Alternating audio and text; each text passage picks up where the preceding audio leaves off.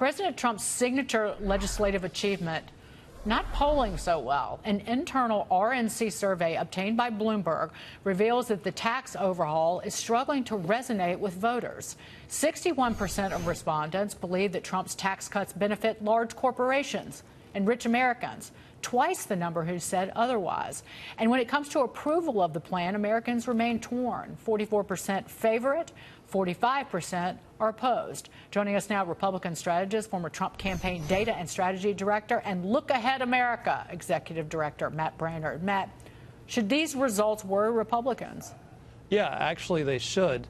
Mitch McConnell said that if he can't sell this to the American people, he needs to find another line of work. He's talking about a second round of tax cuts this close to the election. And it's a little bit like a piano that only plays one note.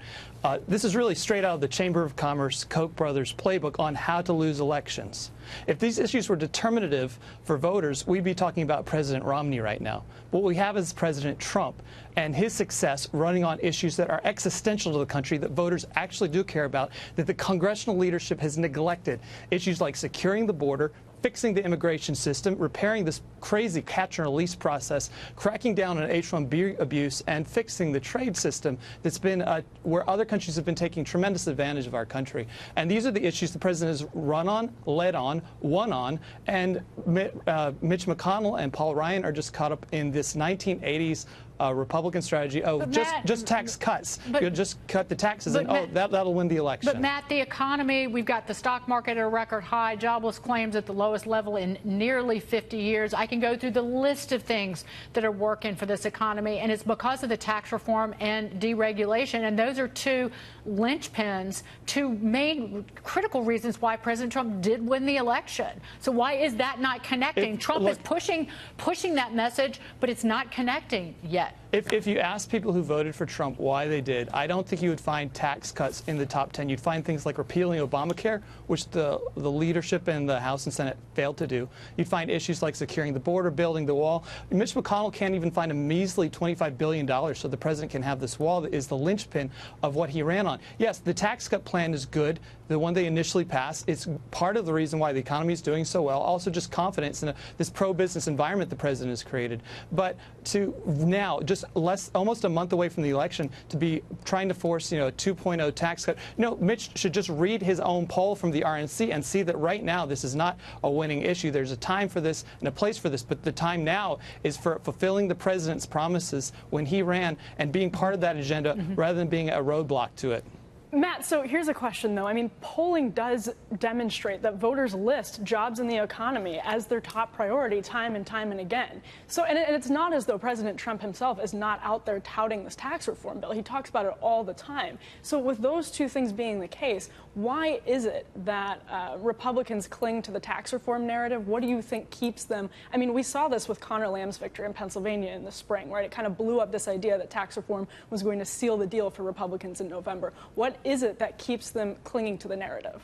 Listen, it's a part of the pie that Republicans are baking as a value proposition to voters, but it's a small part of the pie. Many Republicans, the old establishment, sort of think of it as the old pie. And right now we're going through, I think, in my lifetime, the third realignment of the Republican Party. The first happened with Ronald Reagan. The second happened with the ascendancy of the Christian Coalition in the 90s and in the early aughts. And now we're in the third realignment, the Trump realignment. So we have a lot of people who are still in the party's leadership who still are stuck on that same note from back in the 1980s. The Ronald Reagan playbook is still effective here.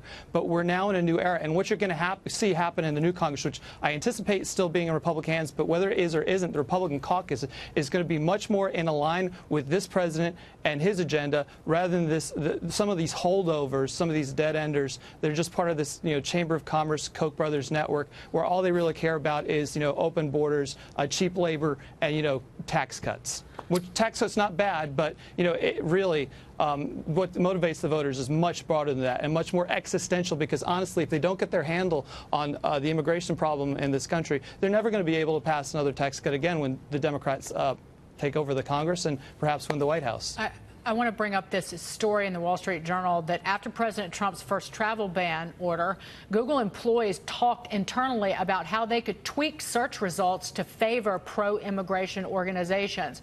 I want to get your reaction to this news because, again, Google has always denied, oh, it's just algorithms, which are completely not transparent.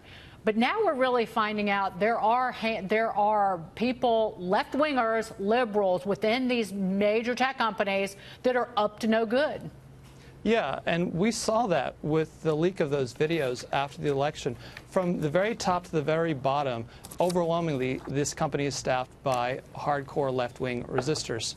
And I think that it's a deception. It's a very deceptive statement to say that they're not censoring, when at the same time they're rapidly developing a tool to allow the Chinese government to censor Google results. They've also been censoring conservative voices in a much more subtle way by demonetizing conservative voices on YouTube, allowing them not to earn money.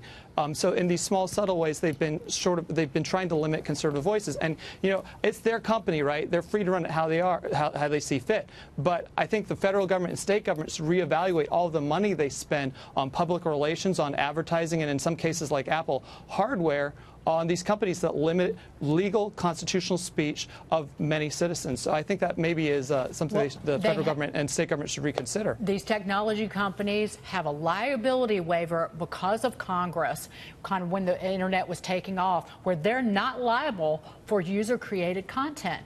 But if you are a media company and not a technology company, and you are parsing what people see and read, they've got a problem. And it'll come right from Washington, D.C., Matt. I want to just leave it. I'm editorializing, but I'll leave it there. Matt Braynard, thank you so much.